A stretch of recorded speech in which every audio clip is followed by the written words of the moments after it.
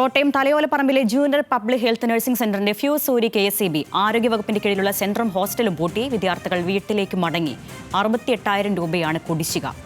ഗോകുലുണ്ട്. ഗോകുൽ, ഈ 68,000 രൂപ എന്നുള്ളത് എത്ര നാളത്തെ കുടിശ്ശികയാണ്? ഇത് നോട്ടീസോ മറ്റോ നൽകിയില്ലേ? വിദ്യാർത്ഥികൾ ഹോസ്റ്റൽ പൂട്ടിയതോടെ വിദ്യാർത്ഥികൾക്ക് വീട്ടിലേക്ക് മടങ്ങാനുള്ള സാഹചര്യം അത് പഠനത്തെ വരെ ബാധിക്കുന്നതാണ്. എന്താണ് നൽകാൻ കഴിയുന്ന വിവരങ്ങൾ?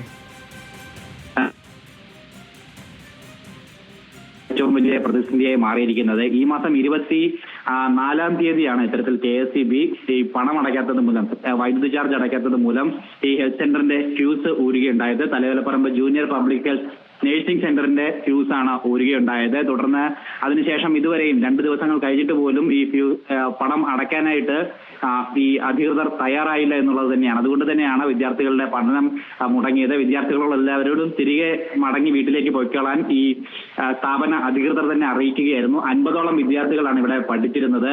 ആ വിദ്യാർത്ഥികളും രക്ഷിതാക്കളും തന്നെയാണ് ഇപ്പോൾ ഇതിനെതിരെ പരാതിയുമായിട്ട് മാധ്യമങ്ങളെ സമീപിക്കുകയുണ്ടായത്. ഇത്തരത്തിൽ ഒരു അറിയിപ്പും കൂടാതെ പെട്ടെന്ന് വീട്ടിലേക്ക് മടങ്ങിക്കോളാൻ എന്ന് പറയുകയായിരുന്നു. പല ദേശങ്ങളിൽ നിന്ന് വന്ന് ഇവിടെ പഠനം നടത്തിയിരുന്ന വിദ്യാർത്ഥികളുണ്ട്. ഇവരുടെ ഹോസ്റ്റലടക്കം ഇത്തരത്തിൽ വൈദ്യുതി ബന്ധമില്ലാതെ തുടരുന്നതിനെ തുടർന്നാണ് ഇത്തരത്തിലൊരു നിലപാട് ഈ അധികൃതർ സ്വീകരിക്കുകയുണ്ടായത്. അന്വേഷിച്ചപ്പോൾ മനസ്സിലാക്കാൻ സാധിച്ചത് 68,000 രൂപയോളമാണ് KSEBക്ക് ഈ ഹെൽത്ത് സെന്റർ അധികൃതർ ചാർജായിട്ട് അടയ്ക്കാൻ ഉള്ളത്.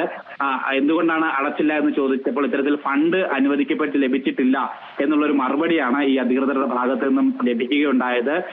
എന്തുകൊണ്ടാണ് അത്തരത്തിൽ ഫണ്ടിൽ കാലതാമസം വന്നത് എന്നുള്ള കാര്യങ്ങളിലൊക്കെ അവ്യക്തത തുടരുകയാണ്. എന്നിരുന്നാൽ പോലും എന്തായാലും ഇത്തരത്തിൽ ഏറെ മാസത്തെ കുടിശ്ശിക ഉണ്ട് എന്നാണ് മനസ്സിലാക്കാനായിട്ട് സാധിക്കുന്നത്.